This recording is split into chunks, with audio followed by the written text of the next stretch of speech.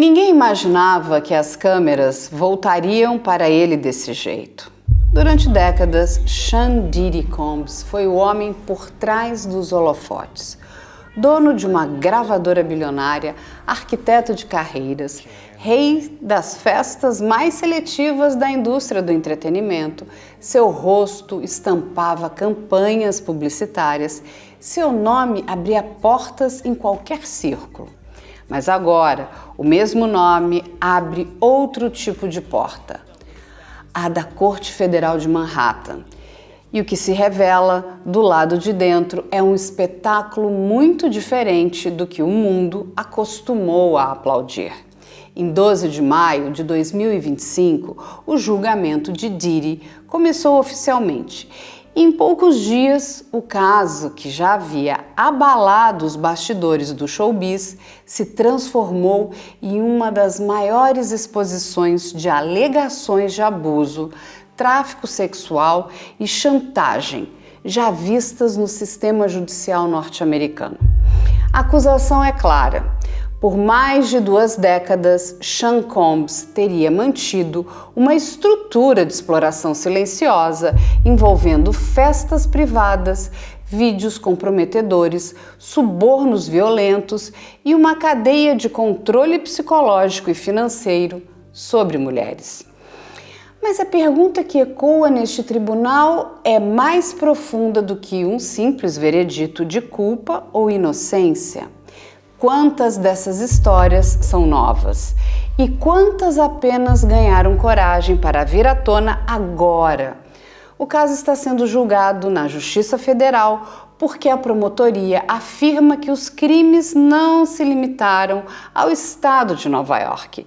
Vítimas teriam sido levadas de um estado ao outro para participar de encontros sexuais coercitivos, drogas, dinheiro, vídeos, ameaças, uma engrenagem supostamente movida por aviões privados, hotéis de luxo e acordos de confidencialidade. Tudo isso é o que ativa leis federais como a Mann Act, que criminaliza o transporte interestadual de pessoas com objetivo sexual ilícito, e a temida Lei RICO, usada tradicionalmente para desmantelar máfias e organizações criminosas. Vamos ouvir o que o especialista, o nosso jurista, Dr. Luciano Santoro, vai dizer sobre essa lei.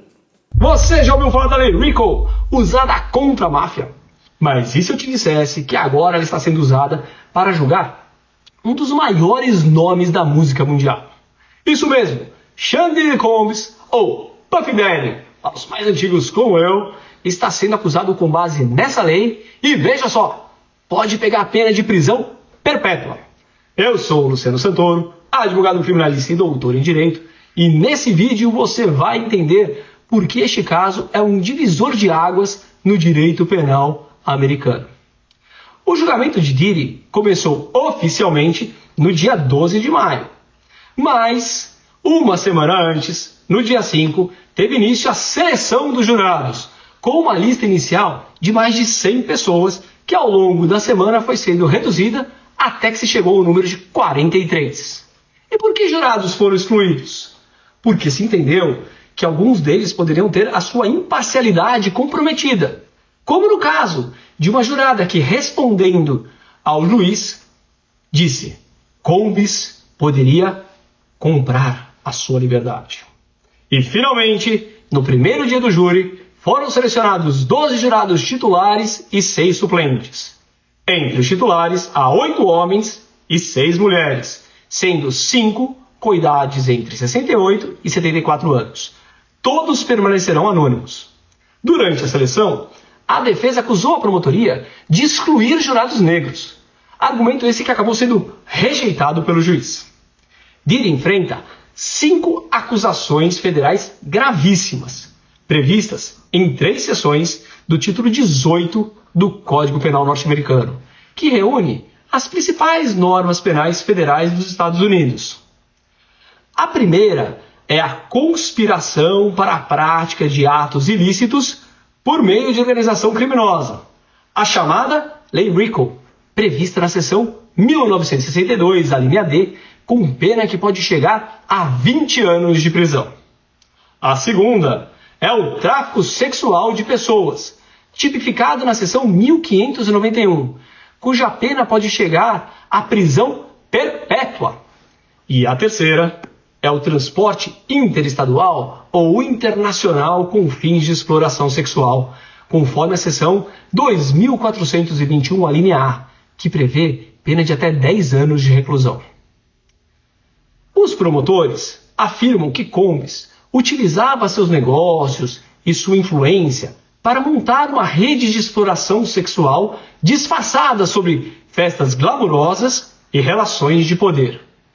Empregados, seguranças, produtores e assessores estariam envolvidos participando da logística e da ocultação dos crimes. O julgamento ocorre em um tribunal federal em Nova York, diante de grande atenção pública e com fortíssimo esquema de segurança. A acusação ela é conduzida por uma força-tarefa de 8 promotores, a maioria mulheres, que já afirmaram que dezenas de testemunhas devem depor. Por isso, o processo pode se arrastar por mais ou menos 2 meses. Se condenado pelas acusações mais graves, Combs poderá, como você já sabe, passar o resto da vida na prisão. Na abertura do julgamento, que se trata de um dos momentos mais aguardados e mais importantes, a promotora Emily Johnson afirmou que Combs obrigou sua ex-parceira, Casey Ventura, a participar de festas sexuais degradantes, chamadas de freak-offs. Em uma delas, um acompanhante masculino teria sido forçado, veja só, a urinar na boca de Casey. Segundo Johnson, Casey sentia como se estivesse ali se sufocando. Após descobrir que Casey se encontrava com outro homem, Dee teria a espancado violentamente, a chutado pelas costas e ainda ameaçou divulgar vídeos íntimos como forma de chantagem. A promotoria foi além e ela também apresentou relatos sobre Jane, uma outra vítima, que teria sido manipulada emocionalmente, introduzida ao ambiente de festas sexuais contra sua vontade e coagida a participar repetidamente dessas práticas.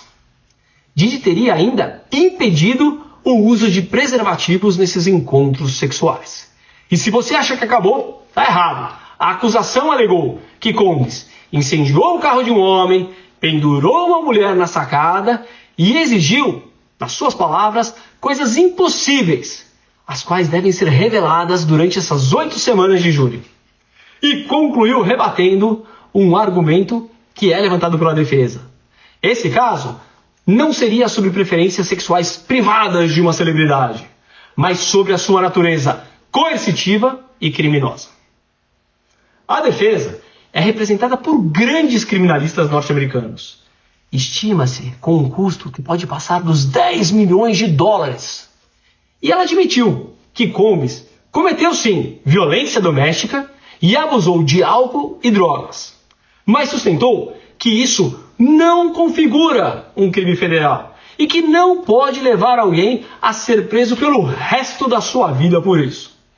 A advogada Tammy Geragos afirmou nos seus argumentos iniciais que Combs é violento, é usuário de drogas e, como você deve saber, tem amor por óleo de bebê. Mas questionou, isso é um crime federal?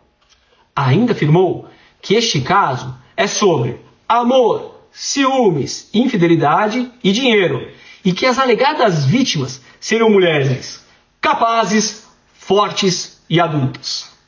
A linha de defesa, portanto, é afirmar que os encontros sexuais foram consensuais e que a acusação quer penalizar um estilo de vida alternativo.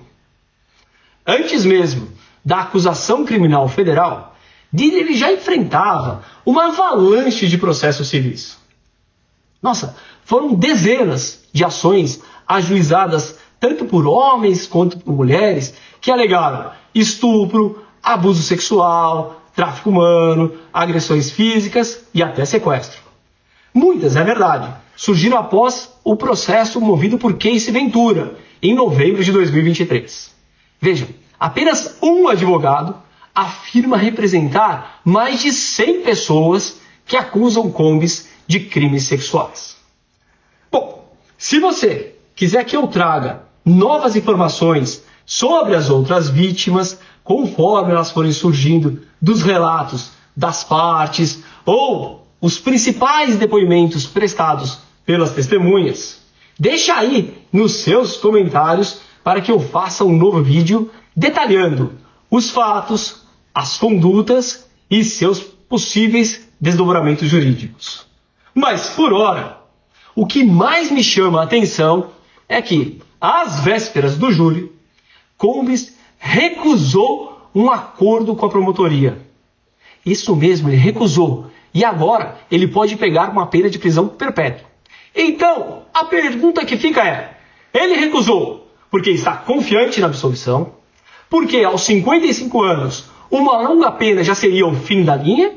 Ou porque, se ele aceitasse o acordo criminal, isso poderia enfraquecer a sua defesa nesses inúmeros processos civis que correm contra ele? Segundo os promotores, o que Diddy teria construído não é apenas uma fortuna, é um império com tentáculos ocultos, sustentado por silêncio comprado, violência velada e contratos cuidadosamente elaborados. Nas ruas de Nova York, o clima é tenso.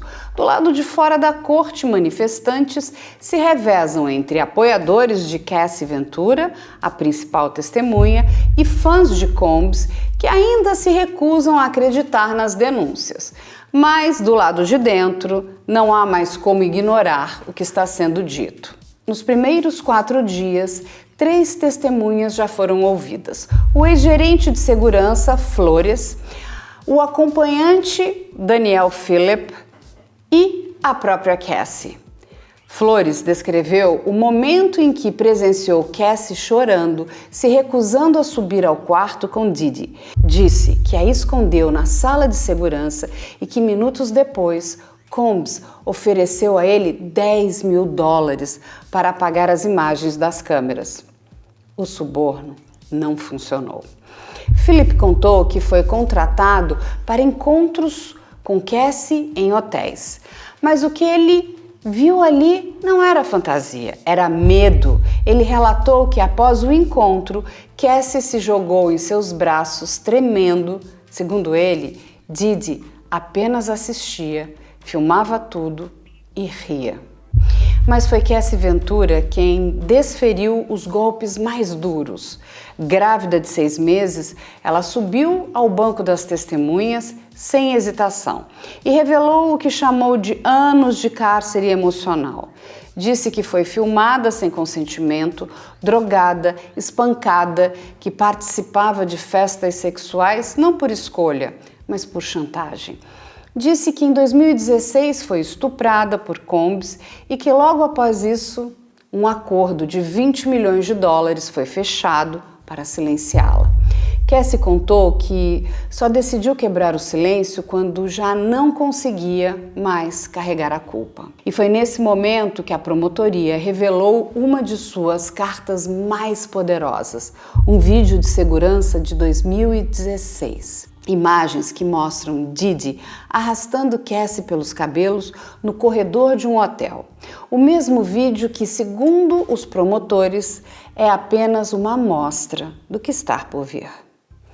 O júri, composto por 12 pessoas, entre homens e mulheres de diferentes idades e origens, assistiu tudo em silêncio. Alguns desviaram o olhar. Uma das filhas de Diddy, presente na plateia, saiu da sala aos prantos. Mas o que causou o maior impacto foi o padrão. Casey não falou de um incidente, falou de um método, de festas nomeadas como freak-offs, com acompanhantes pagos, de listas com nomes que ainda podem vir à tona, de um ciclo de dependência emocional, contratos que impediam saídas e vídeos que garantiam silêncio. E o mais perturbador, segundo os promotores, Cassie não foi a única. Pelo menos 3 outras mulheres identificadas como vítima número 1, vítima número 2 e vítima número 3 devem depor nos próximos dias. O caso de Didi é sobre um homem, mas também é sobre um sistema. Um sistema que durante anos vestiu abusos com grife e que agora está nu diante de um júri. Um sistema que manteve em silêncio mulheres por medo, por vergonha, por sobrevivência. E que pode, se confirmado, arrastar consigo mais nomes do que imaginamos. Porque os vídeos existem, as mensagens estão nos autos e as testemunhas estão falando. Mas a pergunta é: quem mais sabia? Quem mais esteve nessas festas? Quem mais poderá ser convocado ao tribunal? Porque quando o silêncio termina, os ecos podem atingir muita gente.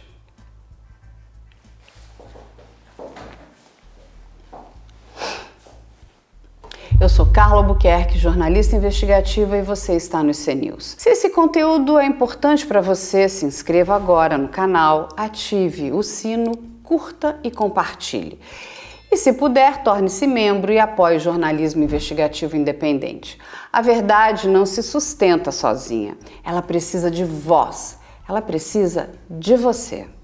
Cassie Ventura subiu ao banco das testemunhas vestindo um suéter de lã azul escuro e um blazer cinza chumbo, grávida, firme, cercada por vigilantes federais e um silêncio tenso. Quando a promotoria anunciou seu nome, a temperatura da sala mudou.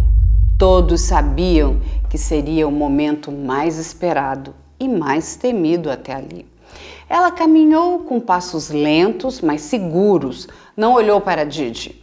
Cassie não começou pelo trauma, começou pela rotina. Disse que durante anos teve uma agenda que não controlava, que seus contratos eram revistos sem que pudesse opinar, que não podia sair de casa sem permissão, que seus cartões eram controlados, seus áudios gravados, seu corpo disponível, sua voz descartável. Contou que o relacionamento com Combs começou quando ela tinha 19 anos. Ele tinha mais de 35. A primeira vez em que foi chamada para uma freak off, ela achou que fosse uma brincadeira. Mas, ao chegar ao hotel, entendeu. O acompanhante masculino já estava lá. Combs também. A porta foi trancada. Ela contou que era obrigada a tomar comprimidos de êxtase, que muitas vezes nem sabia a dosagem, que era filmada, que ouvia as ordens enquanto tentava não chorar. Disse que ao tentar recusar, Combs jogou seu telefone contra a parede. Disse que se ela contasse para alguém, divulgaria os vídeos, que destruiria sua carreira, que faria parecer que tudo era ideia dela.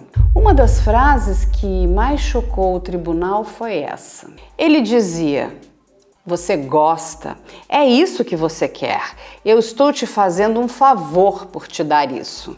Em certo momento, a promotoria perguntou diretamente: "Você consentiu com os encontros?" Cassie respirou fundo, olhou para o júri e disse: "Consentir sob ameaça, drogada, com medo, não é consentimento.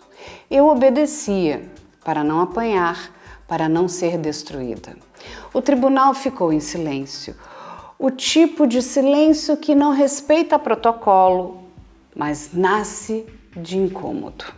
Em seguida, os promotores exibiram o vídeo de 2016. Cassie é puxada pelos cabelos por Combs, jogada contra a parede e chutada no chão de um hotel.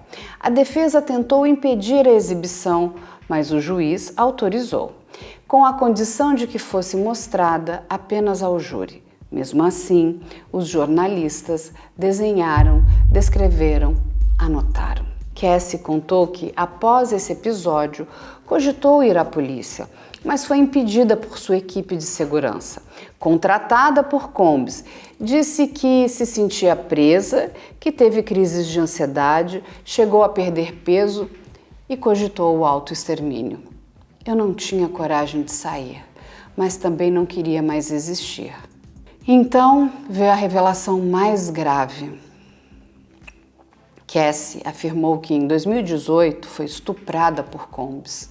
Eles já não estavam juntos oficialmente, mas segundo ela, ele a levou a um quarto e a atacou. Eu chorava e dizia não, mas foi rápido, muito rápido, e ele saiu como se nada tivesse acontecido. No dia seguinte, Cassie procurou advogados. No mês seguinte, houve a proposta de acordo. Em menos de 24 horas, Sean Combs teria aceitado pagar $20 milhões para encerrar o processo civil. No tribunal, Cassie explicou: o dinheiro não apaga, mas na época parecia a única forma de sair viva. Mas o que mais abalou a acusação não foi o episódio isolado, foi o padrão. Cassie descreveu os freak-offs como eventos recorrentes.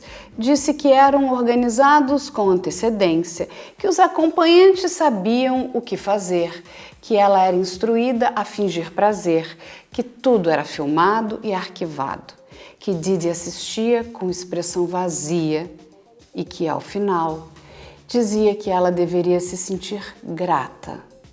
Você é especial. É por isso que eu faço isso com você.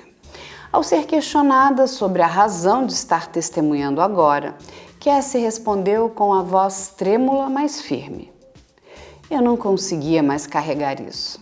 Carregar a culpa, a vergonha, o medo. Eu vim fazer o que é certo. A sala voltou a silenciar e a promotoria finalizou com uma frase dirigida ao júri: senhoras e senhores, isso não é uma ex-namorada vingativa, isso é uma sobrevivente e agora ela fala em nome de todas as outras que ainda não tiveram coragem. No tribunal, o impacto era visível. Jurados desviaram os olhos. Um repórter descreveu a atmosfera como insustentável e fora das câmeras, a defesa já preparava seu ataque. Mas naquele momento, ninguém tinha dúvida. O julgamento de Didi deixaria de ser apenas um caso jurídico, era um espelho, um sintoma, um terremoto. E o que ainda estava por vir, segundo o Ministério Público, envolveria mais mulheres. Mais vídeos, mais festas, mais silêncio comprado. E um império que pode estar prestes a ruir, não por falta de dinheiro, mas por excesso de verdade. Se o depoimento de Cassie era o coração pulsante do caso, o de Daniel Phillip foi o que revelou a anatomia do trauma. Ele não é músico, não é produtor, não é funcionário da indústria, é um acompanhante masculino, contratado para prestar um serviço. Mas naquele tribunal, ele não falou apenas de sexo pago, ele descreveu o funcionamento de uma engrenagem como se cada detalhe tivesse sido coreografado por alguém que sabia exatamente o que fazia. Daniel contou que conheceu Cassie em um evento privado. Ela parecia desconfortável, conversaram por poucos minutos. Dias depois, foi chamado por ela para um encontro particular. O hotel era 5 estrelas, o quarto no último andar, o valor acertado, $6 mil em dinheiro. Mas segundo ele, quem estava na poltrona do quarto esperando era Didi. Phillip descreveu a cena com frieza. Ela entrou primeiro. Eu logo percebi que havia alguém ali. Ele não se apresentou, só disse: pode começar. Depois pegou o celular e começou a filmar. Cassie, segundo ele, estava nervosa. Tomava um drink, mas suas mãos tremiam. Em nenhum momento parecia relaxada. Durante o ato, Didi intervinha com instruções. Mandava parar, repetir, trocar de posição. Ao final, levantou, deu 2 tapinhas nas costas de Phillip e saiu do quarto. Aos jurados, Phillip explicou: eu achei que era só um fetiche, mas quando fui ao banheiro e voltei, ele gritava com ela. Estava descontrolado, chamava ela de ingrata, ela chorava. E quando ele levantou a mão, eu travei. Philip afirma que tentou intervir, mas foi contido por um segurança. Cassie, ainda nua, correu até ele e se jogou no seu colo. Estava tremendo, disse ele, como alguém que temia mais do que apenas um rompante. Ela disse, por favor, não me deixa com ele vai me matar. No dia seguinte, Philip recebeu o pagamento integral, em dinheiro, e um aviso. Foi só um job, esquece que viu. Mas o que ele viu, segundo a promotoria, não foi um fetiche, foi uma prática. E o próximo depoente confirmou isso.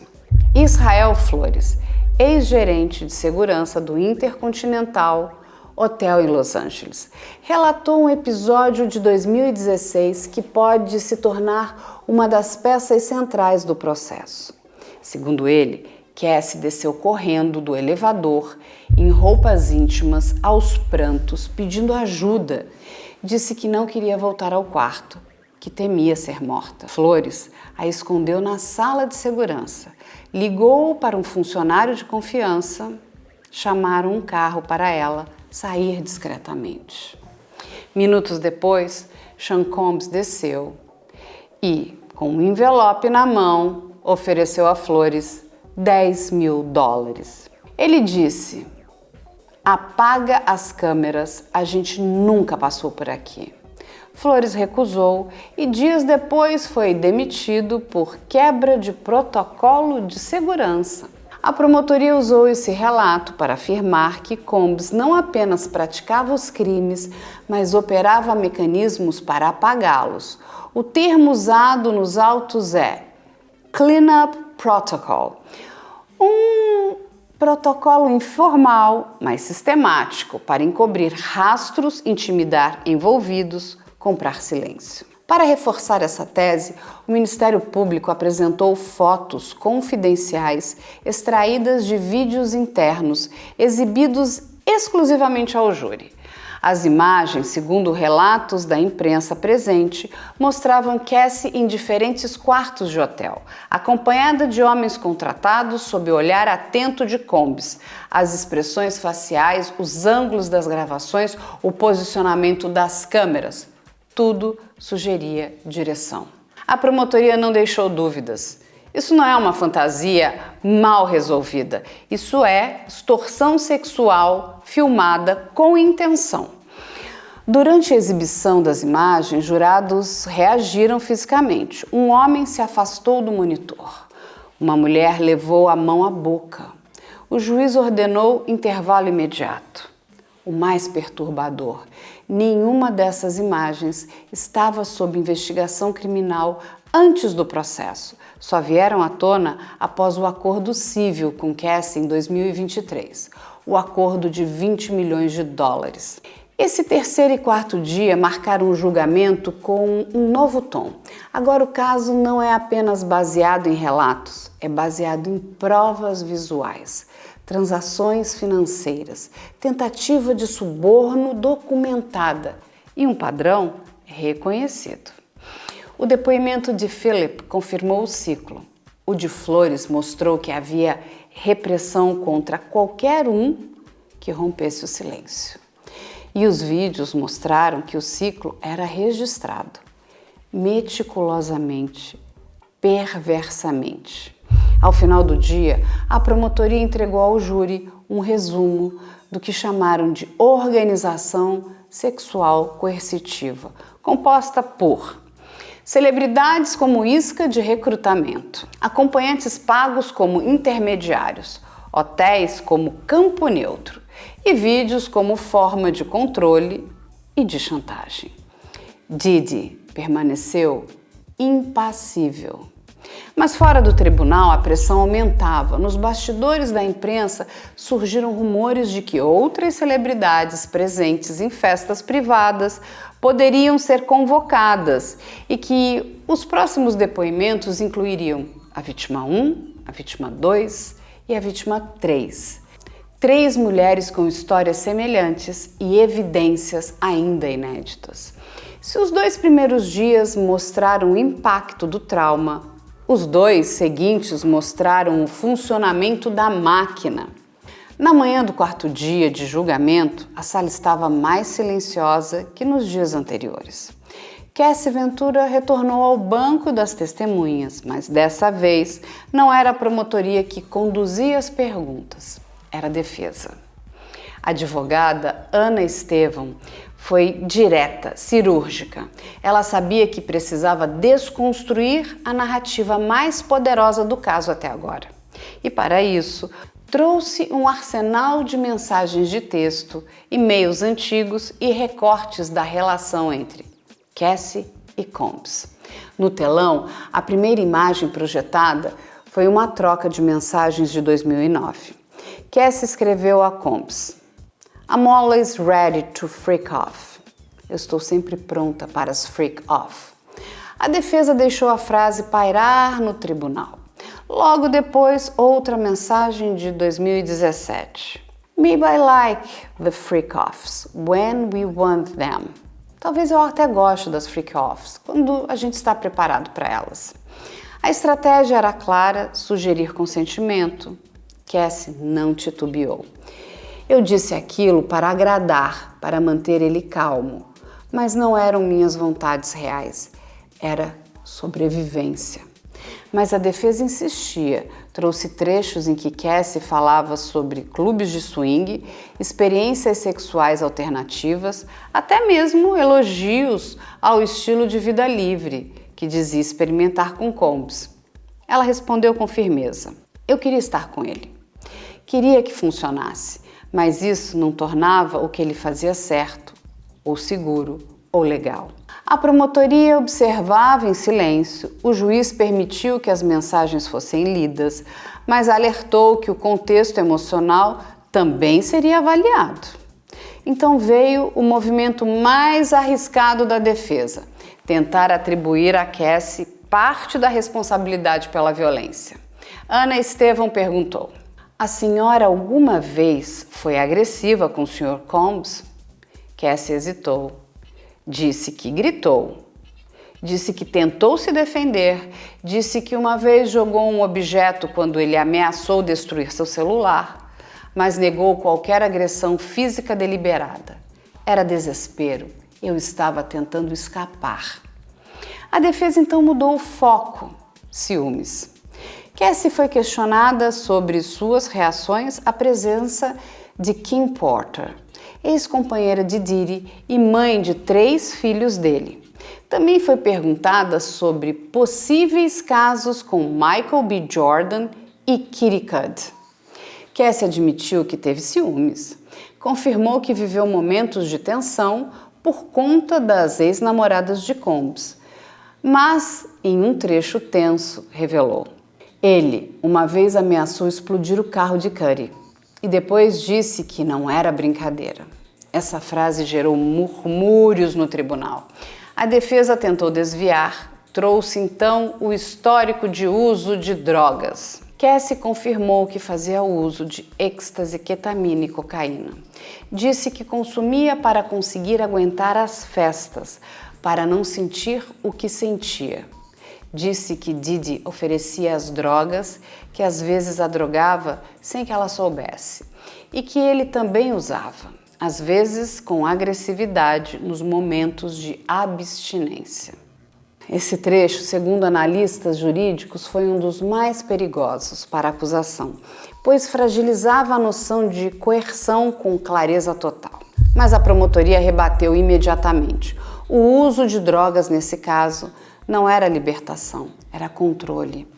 E Cassie reforçou: "Ele sabia quando me dopar, quando me filmar, quando me manipular." Ao longo do contra-interrogatório, a defesa tentou ainda apontar para interesses financeiros, sugerindo que Cassie teria motivação para mentir, dada a indenização de $20 milhões.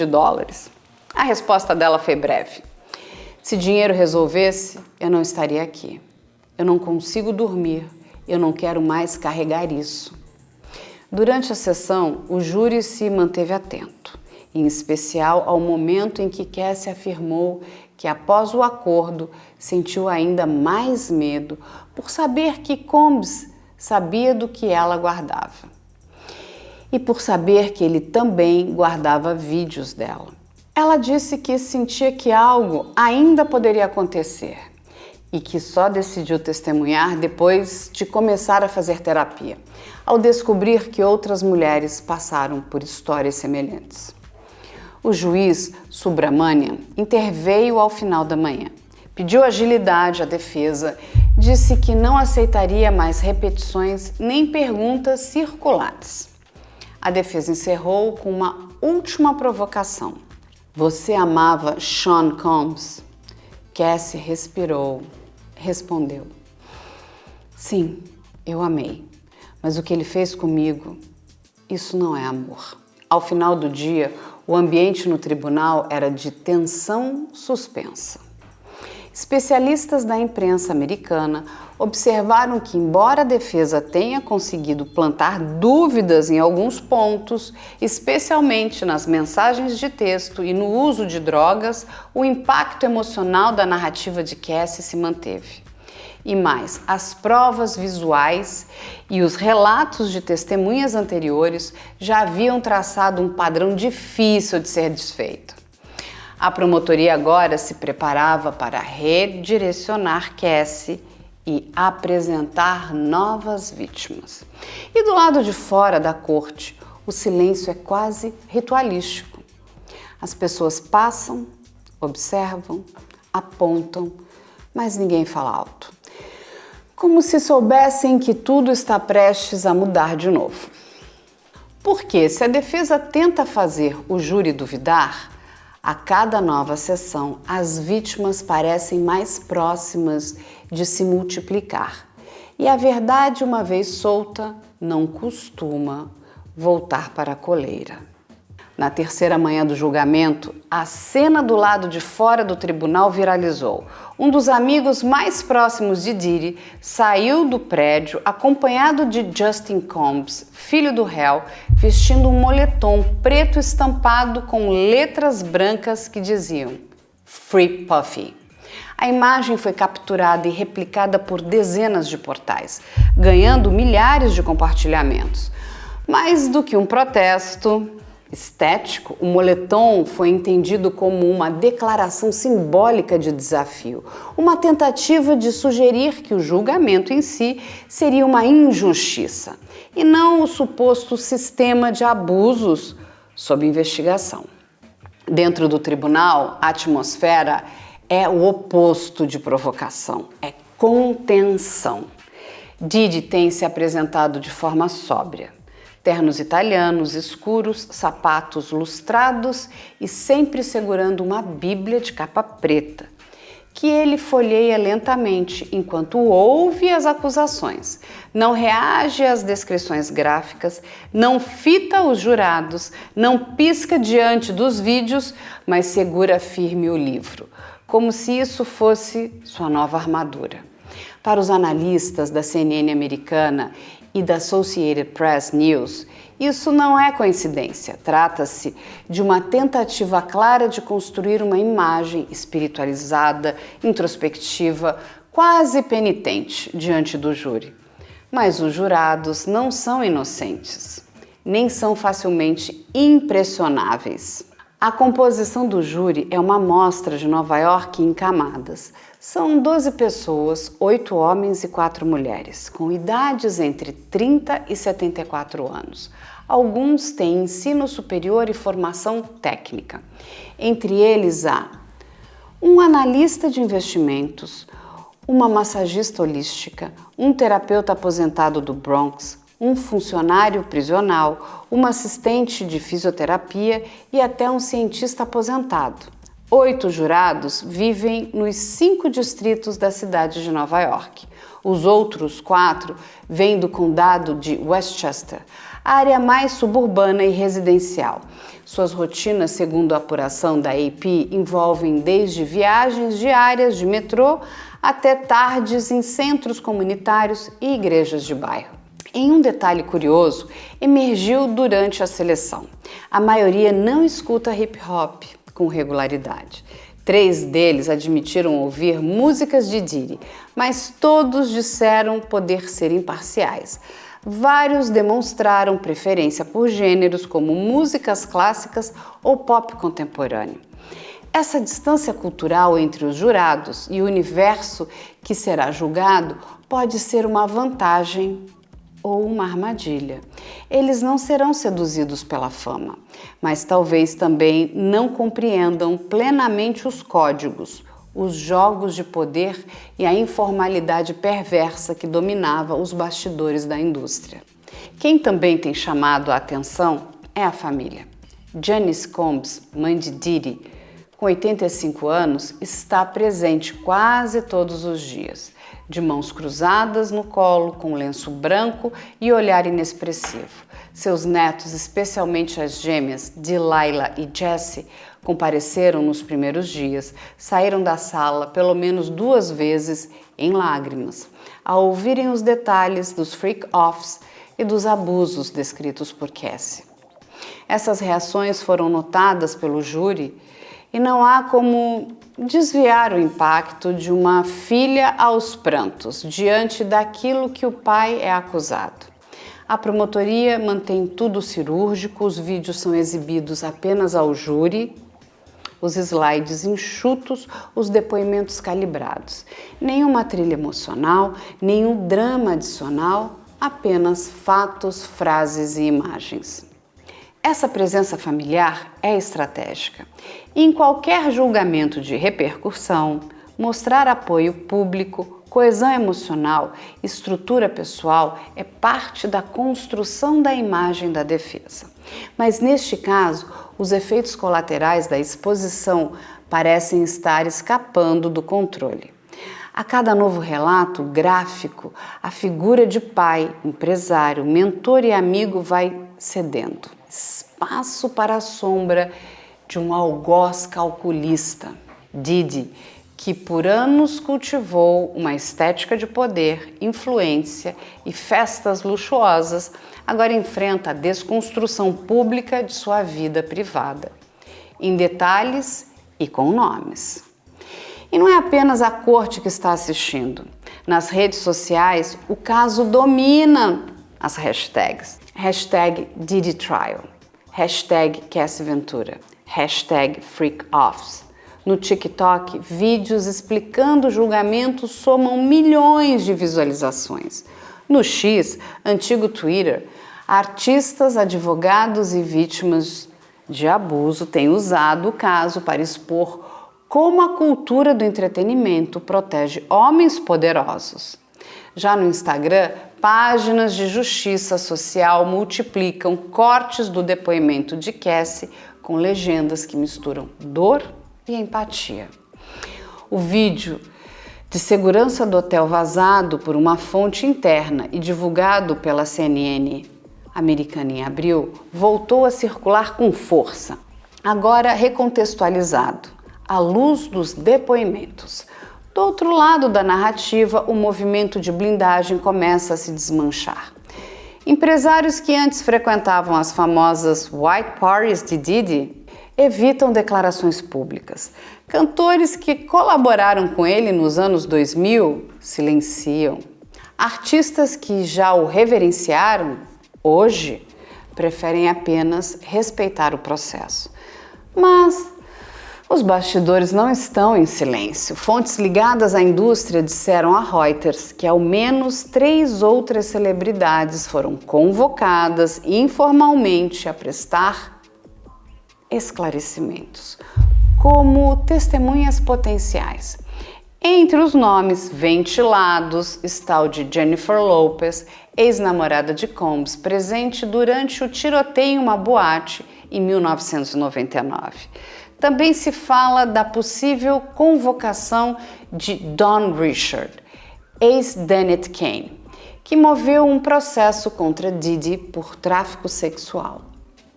E o que isso tudo nos diz? Que o julgamento já não é mais apenas sobre Diddy, é sobre o que se permitiu nos bastidores da fama por 2 décadas. É sobre as festas onde ninguém gravava, mas todo mundo sabia. Sobre os contratos de silêncio, sobre os vídeos armazenados, sobre os nomes que ainda não foram ditos. Enquanto isso, o júri observa e escuta. Escuta os relatos de violência, escuta a frieza de mensagens que a defesa exibe como prova de consentimento. E escuta, acima de tudo, o vazio das explicações de Didi, que permanece calado.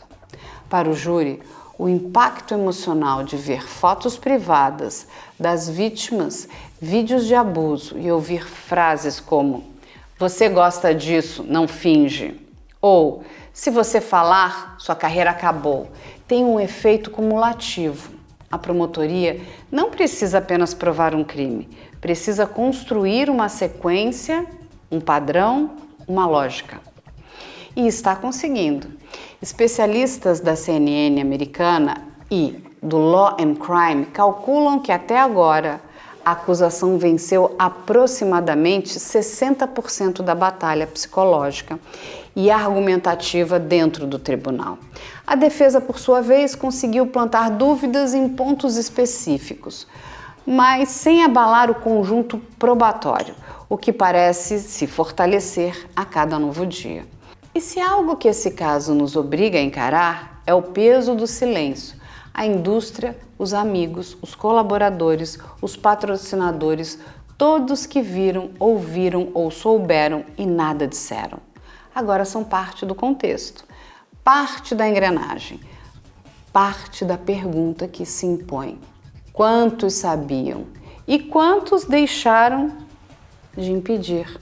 O julgamento continua, as próximas semanas serão decisivas, mais depoimentos, mais provas, mais nomes e talvez mais revelações sobre como um dos homens mais poderosos da cultura global usou esse poder e quem o ajudou a mantê-lo. E para fechar este episódio do IC News, deixamos você com uma frase que atravessa o tempo, dita por Victor Hugo.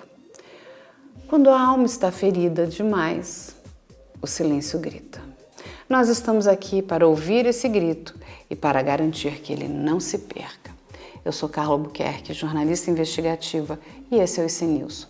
Obrigada por nos acompanhar até aqui. Se esse conteúdo é importante para você, inscreva-se, ative as notificações, compartilhe com quem precisa ouvir e considere se tornar membro para apoiar o jornalismo investigativo independente. Nos próximos dias, traremos novas atualizações sobre o julgamento, bastidores exclusivos e o avanço do caso no tribunal. Até lá, fique atento, cuide da sua verdade e nunca subestime o poder do silêncio quando ele finalmente resolve falar.